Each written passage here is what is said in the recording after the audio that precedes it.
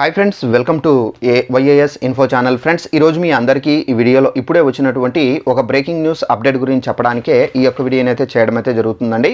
So ఆ breaking news update ఏంటంటే, మన యొక్క ఏపీ రాష్ట్ర వ్యాప్తంగా డ్వాక్రా మహిళలు ఎవరైతే ఉన్నారో వీళ్ళందరికీ సంబంధించి డ్వాక్రా రుణమాఫీ డబ్బులు అనేవి కొంతమందికి అయితే పడ్డాయి. అయితే ఈ డ్వాక్రా రుణమాఫీ పడ్డాయని చెప్పేసి సంతోషంతో డ్వాక్రా మహిళలు బ్యాంకులకు అయితే వెళ్ళారండి. అయితే బ్యాంకులకు వెళ్ళిన తర్వాత బ్యాంకు వారు ఎవరైతే ఎంప్లాయీస్ ఉంటారో సో మీకు మీ యొక్క బ్యాంక్ అకౌంట్కి ఇవైతే లేవని చెప్పేసి చెప్పడంతో వాళ్ళు ఉటావుటిన ఇళ్ళకైతే బయలుదేరారు. సో ఏమేమి లేవని చెప్పేసి మనకు వాళ్ళు పంపించేశారు. మనం ఏమేమి చేసుకోవాలి దానికి సంబంధించిన పూర్తి వివరాలు తెలియజేస్తాను. ఈ వీడియో నచ్చినట్లయితే తప్పనిసరిగా లైక్ చేసుకోండి. మన ఛానల్ను సబ్స్క్రైబ్ చేసుకోకపోతే వెంటనే సబ్స్క్రైబ్ చేసుకొని ఫాలో అవుతండి. మన యొక్క ఏపీకి సంబంధించి డ్వాక్రా మహిళలకు సంబంధించి అలాగే ఇతర పథకాలు ఏవైనా ఉంటే తప్పనిసరిగా మీకు ఏ ఇన్ఫర్మేషన్ వచ్చినా తెలియజేస్తూ ఉంటాను. ఇక వివరాలు చూద్దామండి. అయితే మన యొక్క ఏపీ రాష్ట్ర వ్యాప్తంగా డ్వాక్రా మహిళలకు సంబంధించి సీఎం జగన్మోహన్ రెడ్డి గారు అయితే వైఎస్ఆర్ ఆసరా అనే పథకం ద్వారా డ్వాక్రా రుణమాఫీకి సంబంధించిన డబ్బులు అయితే విడుదల చేశారు. అయితే ఈ రుణమాఫీ అనేది మనకేంటంటే ఎవరైతే మహిళలు సో ఏప్రిల్ 19 సో మనకు 2019 ఏప్రిల్ 4 నుండి ఎవరైతే రుణాలు తీసుకొని ప్రతి నెల కడుతూ ఉంటారో అలాంటి వాళ్ళకి సంబంధించి రుణమాఫీ డబ్బులు అనేవి వస్తాయి. సో వీళ్ళందరికీ ఏంటంటే మనకు 5 లక్షల వరకు అయితే రుణమాఫీ అయితే చేస్తామని చెప్పేసి సీఎం జగన్మోహన్ రెడ్డి గారు పాదయాత్ర చేసే సమయంలో ప్రకటించారు. అయితే ఈ 5 లక్షలు ఒకేసారి కాకుండా మనకు 4 విడతలుగా అయితే చేస్తారు. విడతకు మనకు 5 లక్షలు మనకు చేస్తారు కాబట్టి మనకు విడతకు ఎంత వస్తుందంటే 1,25,000 రూపాయలు మనకు విడతకైతే అందుతుంది. సో ఒక గ్రూప్కి 1,25,000 రూపాయలు విడతకు అందితే కనుక గ్రూప్లో 10 లేదా 11 మంది మహిళలు ఉంటారు కాబట్టి ఒక్కొక్క మహిళకు 12,500 రూపాయలు అమౌంట్ అనేది అందుతుంది. అయితే వాళ్ళు తీసుకునేటటువంటి లోన్ అంటే వాళ్ళు ఒకవేళ ఎక్కువ లోన్ తీసుకుంటే వాళ్ళకి ఎక్కువ వస్తుంది. సో వాళ్ళు ఒకవేళ తక్కువ తీసుకుంటే తక్కువ వస్తుందండి.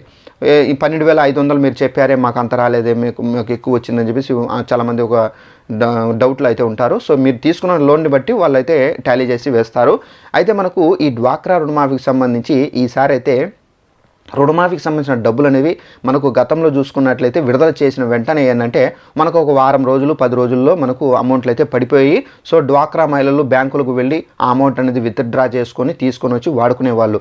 అయితే ఇప్పుడు మాత్రం కొంచెం డిలే అయిపోయిందండి. ఎందుకంటే ఈ డ్వాక్రా రుణమాఫీకి సంబంధించిన డబ్బులు అనేది విడుదల చేసిన తర్వాత మనకు ఈ ఎన్నికల కోడ్ అనేది పడిపోయింది కాబట్టి సో ఈ ఎన్నికల కోడ్ ద్వారా ఏంటంటే డ్వాక్రా మహిళకు సంబంధించినటువంటి అందేటటువంటి ఏవైతే డబ్బులు ఉన్నాయో ఈ డబ్బులు అనేవి అందక స్ట్రక్ అయిపోయినాయి. ఎందుకంటే మనకు ఎన్నికల కోడ్ మనకు ఒక్కసారి ఎన్నికల కోడ్ పడితే కనుక మనకు ఎక్కడైతే బ్యాంకు అకౌంట్లో మనకు అమౌంట్ అనేది రిలీజ్ చేస్తారో సో అమౌంట్ అనేది మనకు స్ట్రక్ అయిపోతుంది. అంటే మనకు 1 lakh వరకు మనమైనా మన అమౌంట్ అనేది ట్రాన్సాక్షన్స్ అనేది చేయకూడదు. ట్రాన్సాక్షన్స్ అనేది చేస్తే కనుక సో ఈ అమౌంట్ అనేది బ్లాక్ మనీయా లేదా వైట్ మనీ అని చెప్పేసి సో మన పైన కూడా ఫోకస్ చేస్తారు సో అధికారులు. సో దీని కారణంగా ఏంటంటే మనకు ఈ అమౌంట్ డ్వాక్రా రుణమాఫీకి సంబంధించిన అమౌంట్ అనేది ఎక్కడికక్కడ స్ట్రక్ అయిపోయింది. సో దీని కారణంగా మహిళలు ఏంటంటే మాకు డబ్బులు పడలేదు అని చెప్పేసి చాలామంది ఆవేదన అయితే వ్యక్తం చేశారు. అయితే దీనికి సంబంధించి ఏపీ ప్రభుత్వం ఏం చెప్పారంటే సో డబ్బులు అందరికీ పడతాయి. ఎందుకంటే ఎలక్షన్ కోడ్ కాబట్టి సో దీని ద్వారా ఏంటంటే ట్రాన్సాక్షన్స్ అనేది జరగడం లేదు.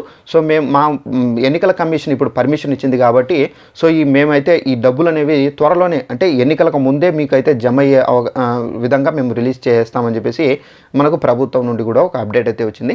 సో దీని కారణంగా సో డ్వాక్రా మహిళకి సంబంధించి మనకు రీసెంట్గా ఒక 4 days నుండి ఈ అమౌంట్లు అయితే క్రెడిట్ అవుతూ వస్తున్నాయండి.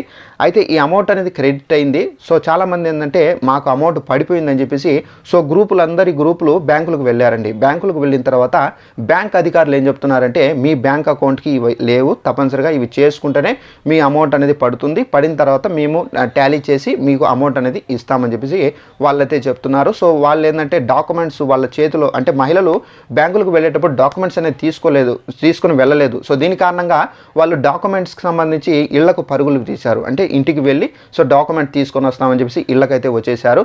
సో దీని కారణంగా మీకైతే డబ్బులు రాలేదండి. సో వాళ్ళకు అడిగినటువంటి డాక్యుమెంట్స్ ఏవి వాళ్ళ అకౌంట్లకి ఏం లేవని చెప్పేసి వాళ్ళు డబ్బులు ఇవ్వలేదని చెప్పేసి దానికి సంబంధించి కూడా మీకు క్లారిటీ అయితే ఇస్తాను. అయితే డ్వాక్రా మహిళలు చాలామంది ఏంటంటే వాళ్ళకు సంబంధించి ఒక పొదుపు పుస్తకం ఉంటుందండి. సో దానికి సంబంధించి పొదుపు పుస్తకానికి చాలామంది ఏంటంటే ఈ డ్వాక్రా రుణమాఫీని సంబంధించిన డబ్బులు కానివచ్చు, పొదుపుకు సంబంధించిన డబ్బులు కానివచ్చు, ఈ అమౌంట్లన్నీ ఈ బుక్లోనే అయితే పడుతాయండి. సో చాలామంది డ్వాక్రా మహిళలు ఏం చేశారంటే సో వీళ్ళకి ఏదైతే అకౌంట్ బుక్ ఉంది కదా సో ఈ అకౌంట్ బుక్కి మనకు ఆధార్ కార్డుతో లింకప్ చేసుకోకుండానే అలానే ఉంచుకొని ఉన్నారు చాలామంది డ్వాక్రా మహిళలు. సో ఆధార్ కార్డుతో లింకప్ అనేది చేసుకోలేదు. అలాగే నెక్స్ట్ వచ్చేసి మన సెంట్రల్ గవర్నమెంట్ ఏం చెప్పారంటే ఆధార్ కార్డు లింకప్ చేసుకోకపోతే మీ యొక్క అకౌంట్లకు సంబంధించి ప్రభుత్వానికి సంబంధించి అంటే మీ యొక్క స్టేట్ గవర్నమెంట్కి సంబంధించినటువంటి పథకాలకు సంబంధించిన అమౌంట్ కానివచ్చు, సెంట్రల్ గవర్నమెంట్ నుండి ఏదైనా లబ్ధి పొందాలన్నా కానీ మీరైతే పొందలేరు.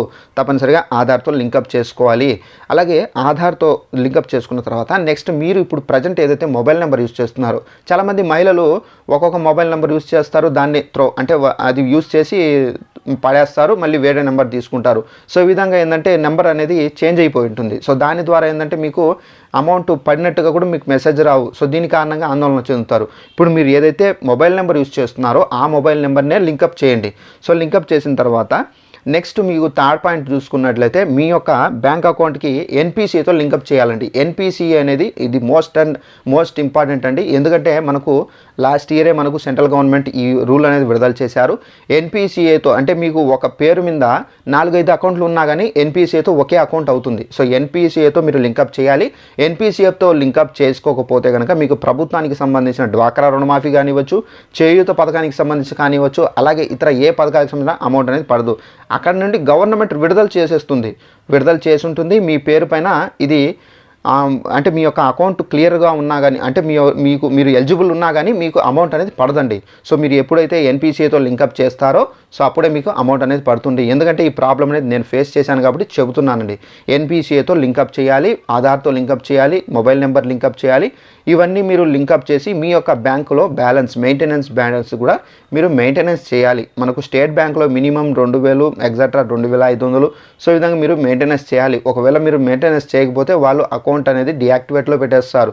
సో ఆ అమౌంట్ అనేది మీకు రావాలన్నా మీకు పడదు. సో దీని కారణంగా మీ బ్యాంక్ అకౌంట్ యాక్టివేట్లో ఉండి సో ఇవన్నీ మీరు పూర్తిగా క్లారిటీగా మీరు పర్ఫెక్ట్గా చేసుకుంటేనే మీకు డ్వాక్రా రుణమాఫీకి సంబంధించినటువంటి డబ్బులు ఏవైతే ఉన్నాయో అవి వెంటనే పడుతాయండి.